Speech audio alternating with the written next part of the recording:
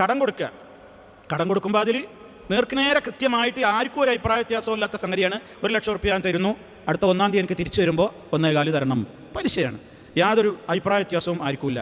അതേ അവസരത്തിൽ ഇടപാട് ഞാൻ നടത്തി, ആ ഇടപാടിൻ്റെ പേരിൽ ഞാൻ വല്ല വിധത്തിലുള്ള ആനുകൂല്യങ്ങളും പറ്റുവാൻ ഉദ്ദേശിക്കുന്നുവെങ്കിൽ കുല്ലു ഖർദിൻ, ഏത് കടമിടപാടാവട്ടെ, കടം കൊടുത്ത വ്യക്തി തന്നിൽ നിന്ന് കടം സ്വീകരിച്ച ആളോട് ഏതെങ്കിലും വിധത്തിലുള്ള ഒരു മൻഫഅത്ത് അയാൾ സ്വീകരിക്കുന്നുവെങ്കിൽ ഫഹുവ റിബ, അതും പലിശയാണ്, അതും പലിശയാണ്.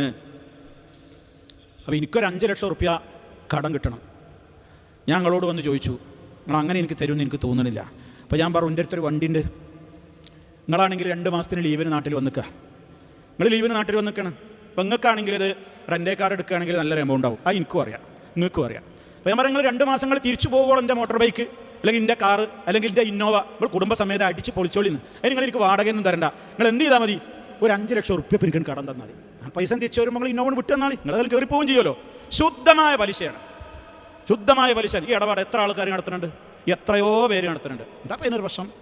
അപ്പം ഞാൻ എന്തായി, ഞാൻ 5 ലക്ഷം കൊടുത്തതിന് ഞാൻ ആ കൊടുത്ത ആളെടുത്തുനിന്ന് ആനുകൂല്യം ഞാൻ പറ്റി. അത് വാഹനത്തിന് മാത്രം ബാധകമല്ല, സാധാരണഗതിയിൽ നടക്കുന്നുണ്ട് ബിൽഡിങ്ങുകളിന്മേൽ എന്ന് പറഞ്ഞാൽ പിന്നെ ഞാൻ എന്ത് ചെയ്യാണ്, നിങ്ങളെടുത്ത് വായ്പ വാങ്ങുന്നു, വായ്പ വാങ്ങുമ്പോൾ ഞങ്ങൾക്ക് വായ്പ തിരിച്ചു തരും, അതിനൊന്നും പ്രശ്നമൊന്നുമില്ല. പക്ഷേ എന്താണ്, എൻ്റെ ഒരു വീടുണ്ട്, ഈ ഉപയോഗിച്ചോ, വാടകയൊന്നും തരണ്ടാന്ന്, ഈ വീട് ഉപയോഗിച്ചോ, ഞാൻ ആ പൈസ തരുമ്പോൾ വീട് ഒഴിഞ്ഞു തന്നാൽ മതി. പലിശയാണ്. ഇത് ചില ജില്ലകളിൽ നിർമ്മാണം നടക്കുന്നു, മറ്റ് ചില ജില്ലകളിൽ വേറെ ചില രൂപങ്ങളിൽ നടക്കുന്നു എന്നേ ഉള്ളൂ. എല്ലായിടങ്ങളിലും സംഗതി നടക്കുന്നുണ്ട്, പലിശയാണ്. ഇതാ കാരണം, ഇത് കടമിടപാടാണിത്. കടമിടപാടിൽ ഞാൻ കടം എന്നിൽ നിന്ന് സ്വീകരിച്ച വ്യക്തിയോട് ആനുകൂല്യം പറ്റുന്നു. അതുകൊണ്ടാണ് ഫുഖഹാ അവിടെ കൃത്യമായ ഒരു അസ്ല് പ്രമാണങ്ങളുടെ വെളിച്ചത്തിൽ പഠിപ്പിച്ചു തന്നു.